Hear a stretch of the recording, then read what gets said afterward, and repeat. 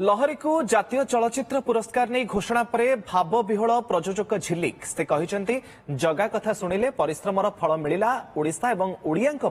लहरी गौरव आनी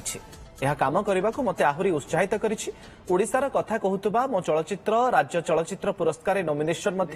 होई नथिला हेले एबे जातीय पुरस्कार पाइछि आ एथिपई मु खुशी सामाजिक जीवन मूल तत्व सह निजको जोड़ी रखिबा बाप पुअर संपर्क उपर आधारित लहरीर कहानी ओडिया चलचित्र जगतर सृजनशीलता एवं गुणात्मक कहानी को पुणी थरे जातीय मंच में प्रतिष्ठित करिछि लहरी। बहुत खुशी लगुच सबुठू प्रथमे मु ओडिशावासी को मु धन्यवाद देवाकू चाहूछि कहीं भल पाइबा आशीर्वाद मत लगुच मूवी आज सफलता पाइछे गोटे बहुत ही प्राउड मोमेंट आमर